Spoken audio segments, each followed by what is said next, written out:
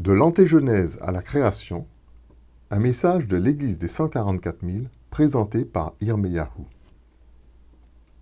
Bonjour.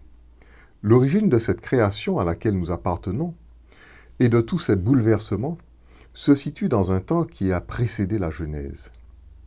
L'antégenèse est le point de départ de la chute de Satan et du désordre universel que nous connaissons jusqu'à ce jour.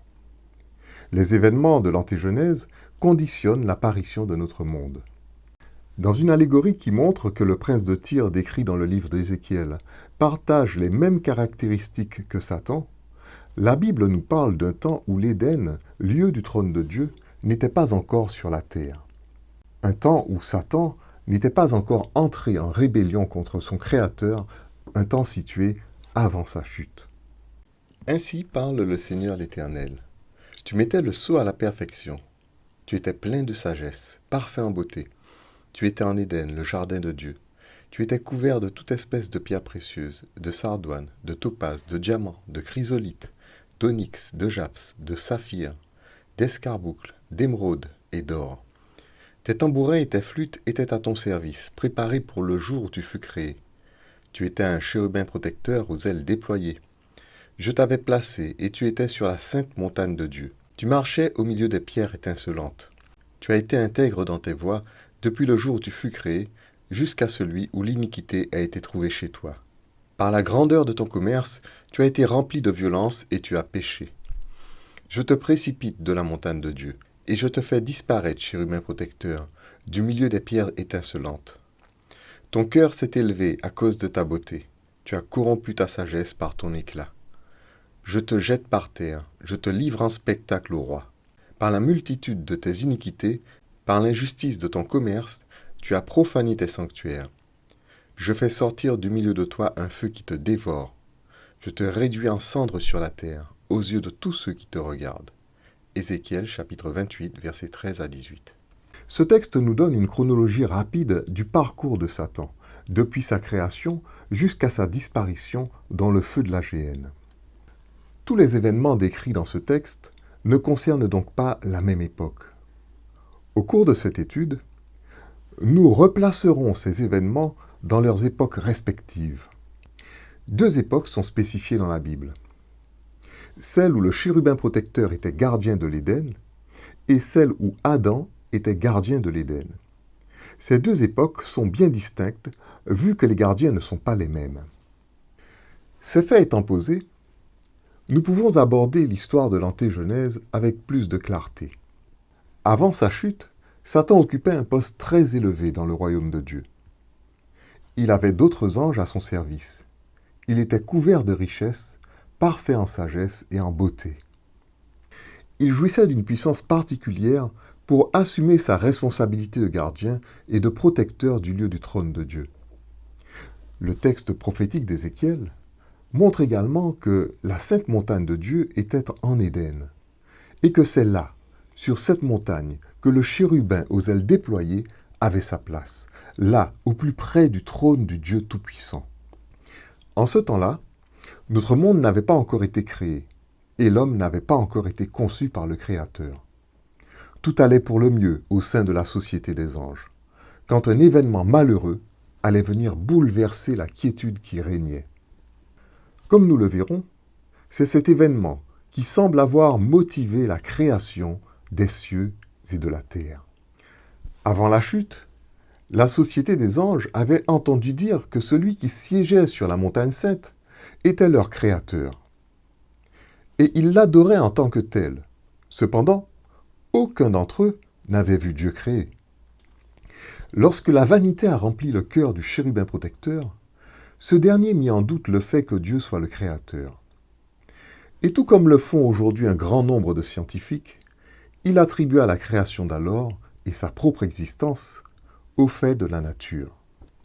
Plus rien dès lors ne l'empêchait de revendiquer la place de Dieu, car lui-même se savait très populaire auprès d'un grand nombre d'anges.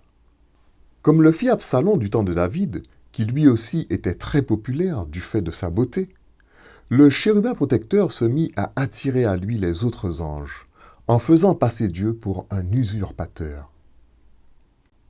D'après Ézéchiel chapitre 28, le chérubin protecteur s'est d'abord enorgueilli de sa beauté. Cette vanité l'a poussé à corrompre sa sagesse et l'a entraîné à l'injustice. Étant déjà au-dessus des anges, par le poste qu'il occupait, il en vint à convoiter la place même du Créateur, qui seul était au-dessus de lui. C'est ce que nous rapporte le prophète Ésaïe. « Te voilà tombé du ciel, astre brillant, fils de l'aurore. Tu es abattu à terre, toi le vainqueur des nations. Tu disais en ton cœur, je monterai au ciel. J'élèverai mon trône au-dessus des étoiles de Dieu. Je m'assiérai sur la montagne de l'assemblée, à l'extrémité du septentrion. Je monterai sur le sommet des nues, je serai semblable au Très-Haut. » Ésaïe 14, versets 12 à 14. Ainsi, l'astre brillant, le fils de l'aurore, se mit à se surestimer, jusqu'à se croire aussi grand que Dieu. Il divisa les anges par son commerce et réclama le trône du Créateur. Pour couper court aux intrigues du chérubin protecteur, Dieu le confronta à la seule épreuve qui pouvait démontrer que cette place ne pouvait être occupée que par Dieu lui seul. Car en effet, cette place unique appartient à celui-là seul qui a la capacité de créer et de donner la vie. L'épreuve par laquelle Dieu démontrerait le caractère insensé des prérogatives de Lucifer allait donc porter sur la capacité de ce dernier à créer et à donner la vie. Nous lisons dans 1 Roi chapitre 18 verset 24 qu'Élie mit à l'épreuve les prêtres de Baal en leur disant que le Dieu qui répondra par le feu, c'est celui-là qui sera le vrai Dieu. Ce qui fut inspiré à Élie ce jour-là est à l'image du défi que Dieu imposa au chérubin protecteur, celui de démontrer son pouvoir créateur. Et après quoi, Dieu de son côté démontrera le sien. De même que les prêtres de Baal restèrent impuissants face au défi du prophète Élie, Lucifer, le fils de l'aurore, ne put ni créer ni donner la vie. Pour que la démonstration soit exemplaire, Dieu de son côté créa les cieux et la terre en 6 jours et se reposa au 7e jour. Il alla jusqu'à créer un être à son image, à qui il donna autorité sur cette création et ce qu'elle renferme. C'est de là que nous venons, et c'est là l'origine de notre monde. Ainsi, la merveilleuse création pleine de vie dont nous sommes issus fut la démonstration la plus exemplaire qui fut faite pour couper court au désordre engendré par l'ange rebelle. Par cette nouvelle création, Dieu montra qu'il est le Père de toute créature. Nous avons été créés pour servir de témoignage au pouvoir créateur de Dieu devant tout l'univers. Dans sa préscience, Dieu voyait toute la haine qui remplissait le cœur du père du mensonge et toutes ses intentions. Il savait que celui-ci persisterait malgré cette démonstration exemplaire et que ce dernier chercherait quelques nouvelles insinuations pour poursuivre ses mauvais desseins. En effet, lorsque le père du mensonge vit la démonstration exemplaire que fit le Créateur, son orgueil et sa frustration le poussèrent encore plus loin dans ses mauvaises voies. Pour ne pas perdre la face, il insinua que s'il est vrai que Dieu est le Créateur, que cependant, il ne les avait pas créés libres, et que par conséquent, ces créatures ne faisaient que figure d'automates et d'esclaves. Cette nouvelle insinuation, qui satisfaisait les partisans du père du mensonge, jeta de nouveau le trouble. Cette fois-ci, le Créateur décida de chasser le chérubin protecteur de son poste et de déplacer le lieu de son trône sur la terre qu'il avait précédemment créé, et d'en donner la garde à l'homme créé à son image en lieu et place de celui qui était devenu Satan, le père du mensonge. 2 textes de la Genèse, au chapitre 1 et 2, relatent successivement le récit de la création. La théologie les attribue à 2 courants, les yavistes et les éloïstes. En vérité, ces 2 récits nous parlent des mêmes événements en se complétant mutuellement par des détails successifs que chacun apporte. À l'exemple des livres du prophète Daniel et de l'Apocalypse, dont les images et les prophéties se rejoignent et se complètent, Les chapitres 1 et 2 de la Genèse nous parlent du même événement et se complètent mutuellement pour nous enrichir de la connaissance inspirée de Dieu. Le chapitre 3 de la Genèse montre clairement que l'homme et la femme, les oiseaux et les animaux ne furent pas créés dans le jardin d'Éden. En effet, après la chute de l'homme, Dieu le renvoie dans la terre d'où il avait été tiré. L'Éternel Dieu dit : Voici, l'homme est devenu comme l'un de nous pour la connaissance du bien et du mal. Empêchons-le maintenant d'avancer sa main, de prendre de l'arbre de vie, d'en manger et de vivre éternellement. Et l'Éternel Dieu le chassa du jardin d'Éden pour qu'il cultivât la terre d'où il avait été pris. Genèse chapitre 3, versets 22 à 23. C'est en effet après le nouvel assaut de Satan que Dieu déplaça l'Éden, le lieu de son trône, où se trouvait sa sainte montagne. C'est à ce moment qu'il mit l'homme dans le jardin et le nomma comme nouveau gardien de l'Éden. L'Éternel Dieu prit l'homme et le plaça dans le jardin d'Éden pour le cultiver et pour le garder. Genèse chapitre 2, verset 15. À la lecture des textes de la Bible, nous remarquerons que ce nouveau gardien de l'Éden, qui avait pour aide son épouse, était différent du chérubin protecteur à tout point de vue. Loin d'être couvert de pierres précieuses et d'or, comme ce dernier, il était nu. Loin d'avoir des serviteurs, il avait juste l'aide de son épouse. Loin d'être oisif, comme le fils de l'aurore, il devait s'occuper à cultiver le jardin de Dieu. En somme, Dieu l'avait dépouillé de tout ce qui avait été une occasion de chute pour le premier gardien de l'Éden. Ce nouveau gardien était l'opposé même du chérubin protecteur. Lorsque Dieu fit descendre l'Éden sur la terre, il avait pour plan de démontrer aux yeux de toutes ses créatures que les insinuations de Satan étaient mensongères. Accusé d'être un esclavagiste qui aurait privé ses créatures de liberté, Dieu mit au milieu du jardin 2 arbres, l'arbre de vie et l'arbre de la connaissance du bien et du mal, ordonnant à l'homme de ne pas manger du fruit de l'arbre de la connaissance du bien et du mal, de peur qu'il ne meure. L'Éternel Dieu donna cet ordre à l'homme : Tu pourras manger de tous les arbres du jardin, mais tu ne mangeras pas de l'arbre de la connaissance du bien et du mal, car le jour où tu en mangeras, tu mourras. Genèse chapitre 2, versets 16 et 17. L'homme avait donc le choix entre s'aventurer à manger le fruit de l'arbre interdit ou de ne manger que du fruit de l'arbre de vie. À travers cette épreuve, Dieu allait démontrer non seulement que ses créatures sont libres, mais encore que sortir de la perfection de ses œuvres et de sa volonté, c'est aboutir à l'imperfection et à l'autodestruction, ainsi qu'à la haine et à la destruction de ceux qui nous entourent. Satan vit en cela l'occasion de pousser plus loin encore sa hardiesse, et s'employa lui-même à séduire l'homme pour le pousser à désobéir, lui promettant que loin d'avoir la mort pour résultat, cela le mènerait à être semblable à Dieu. Pour cela, il alla séduire Ève qui s'était éloignée de son mari.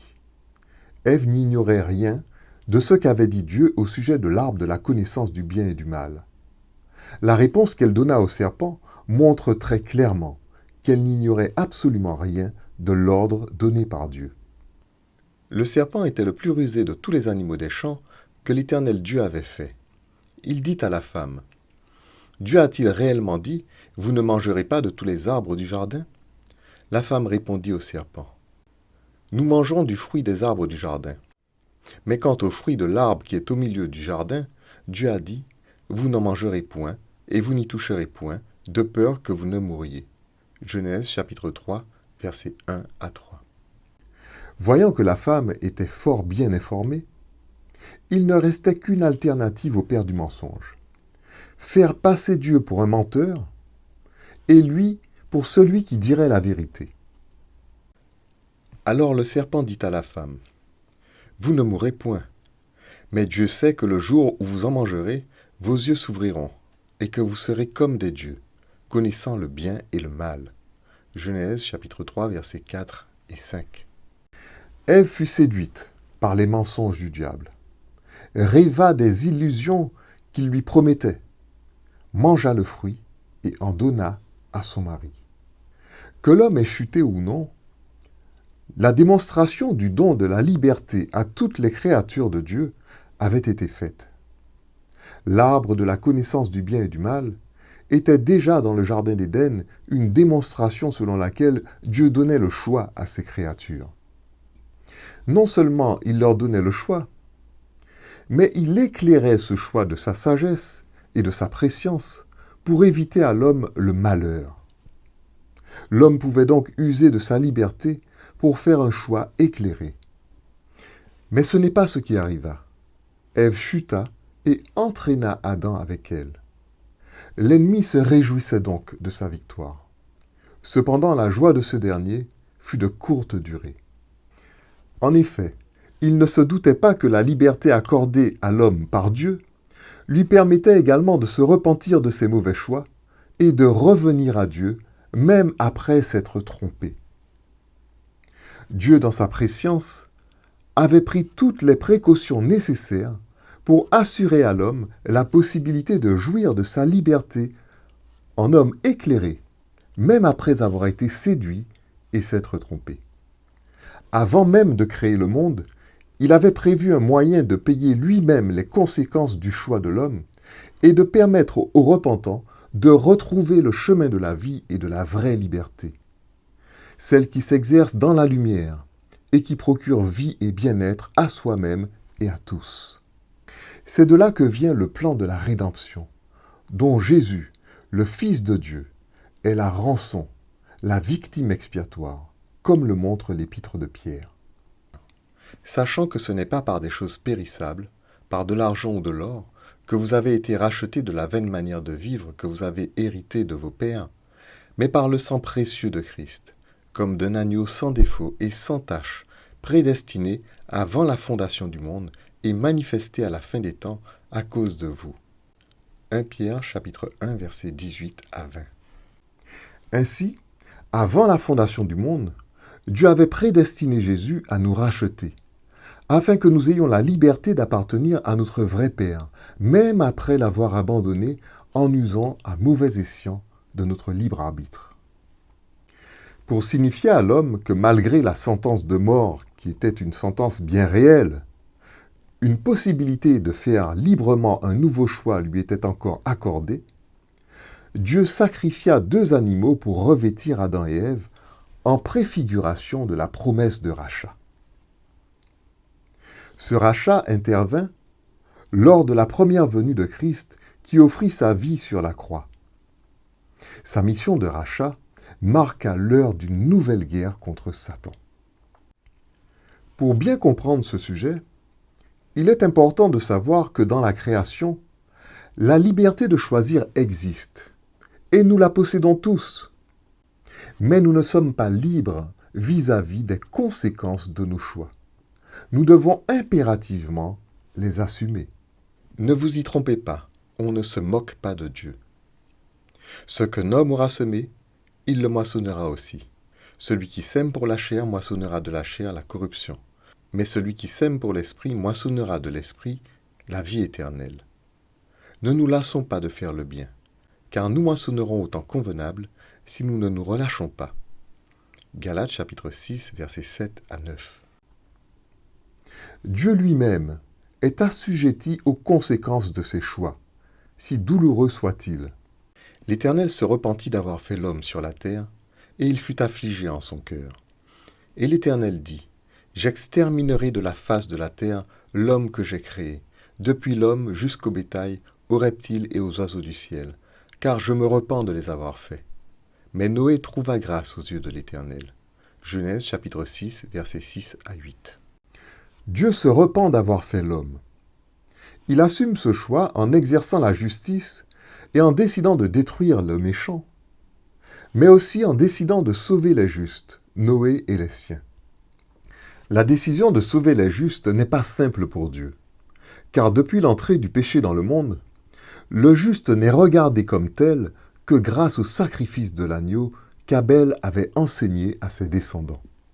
Cet agneau préfigurait le sacrifice de Jésus, et permettait à l'homme d'être justifié en attendant la venue du Sauveur. Comprenons par là que pour assumer la décision de sauver l'homme, Dieu devait prendre sur lui-même les conséquences de la faute de l'homme, c'est-à-dire la mort, et payer lui-même à la place de l'homme. C'était là le seul moyen de décharger l'homme des conséquences de sa faute. Dieu accepta de faire cela pour tous ceux qui voudraient se repentir de leurs péchés et accepter le salaire payé en leur faveur. La possibilité pour l'homme d'exercer à nouveau son libre arbitre, après avoir été trompé par Satan, et de pouvoir ainsi revenir vers Dieu, nous a été offerte par le sacrifice de Christ qui assume nos mauvais choix à notre place. En agissant de la sorte, Dieu ne pouvait mieux démontrer qu'il a offert à l'homme non seulement le libre arbitre, mais une lumière sûre pour éclairer ses choix, pour qu'il ne soit pas esclave du père du mensonge et de la mort. On a souvent présenté le texte d'Apocalypse 12 comme un récit de la chute originelle de Satan et de ses acolytes. Mais ce récit est en réalité un épisode de sa guerre contre Dieu et contre le peuple de Dieu, consécutif à la crucifixion de Christ. Et il y eut guerre dans le ciel. Michel et ses anges combattirent contre le dragon. Et le dragon et ses anges combattirent. Mais ils ne furent pas trouvés les plus forts, et leur place ne fut plus trouvée dans le ciel. Et il fut précipité, le grand dragon, le serpent ancien, appelé le diable et Satan, celui qui séduit toute la terre. Il fut précipité sur la terre, et ses anges furent précipités avec lui. Et j'entendis dans le ciel une voix forte qui disait : « Maintenant, le salut est arrivé, et la puissance et le règne de notre Dieu, et l'autorité de son Christ. Car il a été précipité l'accusateur de nos frères, celui qui les accusait devant notre Dieu jour et nuit. Ils l'ont vaincu, à cause du sang de l'agneau et à cause de la parole de leur témoignage, et ils n'ont pas aimé leur vie jusqu'à craindre la mort. C'est pourquoi, réjouissez-vous cieux, et vous qui habitez dans les cieux. Malheur à la terre et à la mer, car le diable est descendu vers vous, animé d'une grande colère, sachant qu'il a peu de temps. » Apocalypse chapitre 12, versets 7 à 12. Ce récit évoque la chute de Satan en tant qu'accusateur des frères. Il a été précipité, l'accusateur de nos frères, celui qui les accusait devant Dieu jour et nuit. Dans le livre de Job, nous voyons que Satan avait encore la possibilité de se présenter devant Dieu. C'est après la crucifixion de Christ, d'après les textes bibliques, que Satan, pensant avoir eu la victoire sur Christ et ses rachetés, se présenta au ciel pour la dernière fois afin de réclamer le peuple de Dieu. Nous lisons cela dans le livre du prophète Zacharie. Il me fit voir Josué, le souverain sacrificateur, debout devant l'ange de l'Éternel, et Satan qui se tenait à sa droite pour l'accuser. L'Éternel dit à Satan : « Que l'Éternel te réprime, Satan. Que l'Éternel te réprime, lui qui a choisi Jérusalem. N'est-ce pas là un tison arraché au feu ? » Or Josué était couvert de vêtements sales, et il se tenait debout devant l'ange. L'ange prenant la parole dit à ceux qui étaient devant lui : « ôtez-lui les vêtements sales. » Puis il dit à Josué : « Vois, je t'enlève ton iniquité, et je te revêts d'habits de fête. » Je dis : « Qu'on mette sur sa tête un turban pur. » Et ils mirent un turban pur sur sa tête, et ils lui mirent des vêtements. L'ange de l'Éternel était là. Zacharie chapitre 3, versets 1 à 5. C'est après la crucifixion de Christ, d'après les textes bibliques, que Satan, pensant avoir eu la victoire sur Christ et ses rachetés, se présenta au ciel pour la dernière fois afin de réclamer le peuple de Dieu. Nous lisons cela dans le livre du prophète Zacharie. Cette vision nous montre bien Josué, que l'on peut littéralement traduire en français par Jésus, le souverain sacrificateur couvert de vêtements sales. C'est là une figure de Jésus portant nos péchés. Dans cette vision, Satan se tient devant Dieu pour l'accuser. Mais le texte nous dit que l'ennemi fut réprimé par Dieu. C'est à ce moment qu'une nouvelle guerre éclata dans le ciel et que Satan et ses suppôts furent précipités sur la terre, sans plus jamais pouvoir se présenter devant Dieu. Ainsi, notre création est le témoignage vivant que Dieu est l'unique créateur et que ses créatures sont libres, contrairement aux revendications et aux insinuations de Satan. Le Shabbat, qui est le jour d'adoration, au 7e jour de la semaine, a été établi par Dieu lors de cette démonstration de son pouvoir créateur, afin que pour l'éternité, plus aucune créature n'oublie que Dieu seul peut donner l'existence et la vie. Souviens-toi du jour du repos pour le sanctifier.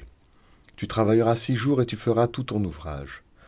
Mais le 7e jour est le jour du repos de l'Éternel ton Dieu. Tu ne feras aucun ouvrage, ni toi, ni ton fils, ni ta fille, ni ton serviteur, ni ta servante, ni ton bétail, ni l'étranger qui est dans tes portes. Car en 6 jours l'Éternel a fait les cieux, la terre et la mer, et tout ce qui y est contenu. Et il s'est reposé le 7e jour. C'est pourquoi l'Éternel a béni le jour du repos et l'a sanctifié. Exode 20, versets 8 à 11. Le Shabbat est aussi dans la Bible l'emblème de la liberté accordée à toutes les créatures de Dieu. Car en rappelant le Shabbat à Moïse, Dieu assigne à ce commandement une deuxième raison qui est la libération de la servitude.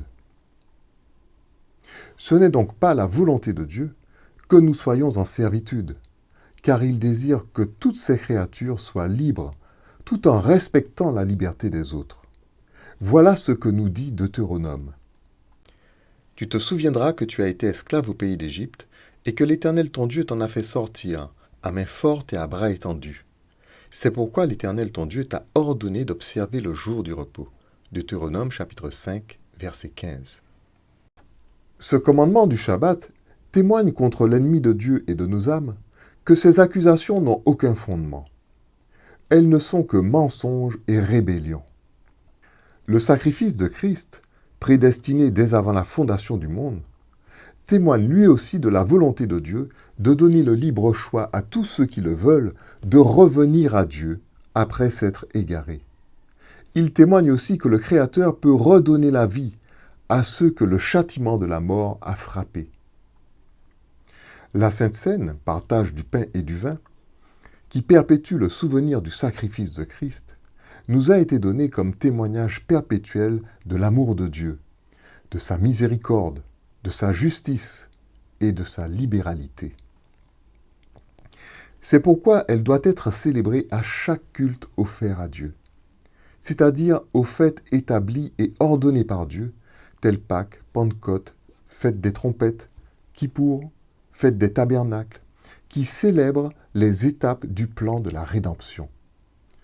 Ces fêtes témoignent de la liberté et de la vie que seul le Créateur peut garantir à toute créature, ce qui le rend digne de recevoir nos hommages, notre adoration et notre service.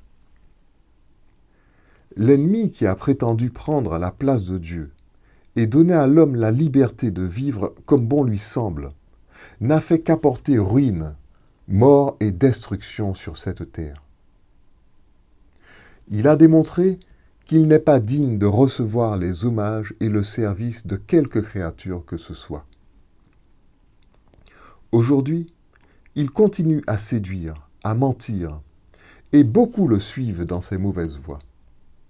Il n'a pas encore fini de faire la guerre à Dieu et à son peuple. Cependant, sa défaite est certaine. L'Apocalypse nous annonce qu'il fera la guerre aux saints avant le retour en gloire de Jésus. Quand ils auront achevé leur témoignage, la bête qui monte de l'abîme leur fera la guerre, les vaincra et les tuera. Apocalypse 11, verset 7. Le chapitre 16 du livre de l'Apocalypse annonce également la bataille d'Armageddon, dans laquelle Satan rassemblera les rois de la terre au milieu des 7 derniers fléaux. Et le chapitre 20 du même livre nous parle d'une bataille qui sera la dernière, après les 1000 ans de règne de l'agneau, où Satan sera définitivement détruit par le feu de la géhenne. Christ, notre chef, est tout-puissant et victorieux. Il est notre assurance dans ce combat. Puis je vis le ciel ouvert, et voici parut un cheval blanc. Celui qui le montait s'appelle Fidèle et Véritable, et il juge et combat avec justice. Ses yeux étaient comme une flamme de feu, Sur sa tête étaient plusieurs diadèmes. Il avait un nom écrit que personne ne connaît, si ce n'est lui-même. Et il était revêtu d'un vêtement teint de sang. Son nom est la parole de Dieu. Les armées qui sont dans le ciel le suivaient sur des chevaux blancs, revêtus d'un fin lin blanc pur. De sa bouche sortait une épée aiguë pour frapper les nations. Il les pétra avec une verge de fer, et il foulera la cuve du vin de l'ardente colère du Dieu Tout-Puissant. Il avait sur son vêtement et sur sa cuisse un nom écrit, Roi des rois, Seigneur des seigneurs. Apocalypse 19, versets 11 à 16. Notre création témoigne que Dieu seul est le Verbe créateur, la parole par qui toutes choses ont été faites. Il a créé le monde par sa parole. Il dit et la chose arrive. Le pouvoir créateur est unique et n'appartient qu'à Dieu seul.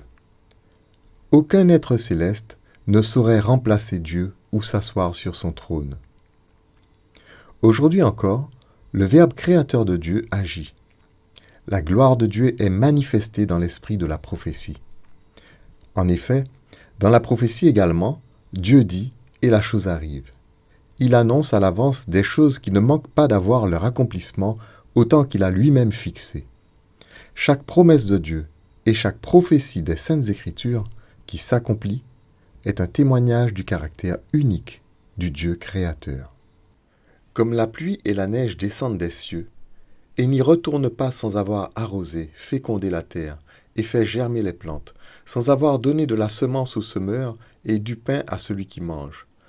Ainsi en est-il de ma parole qui sort de ma bouche. Elle ne retourne point à moi sans effet, sans avoir exécuté ma volonté et accompli mes desseins. Ésaïe 55, versets 10 et 11.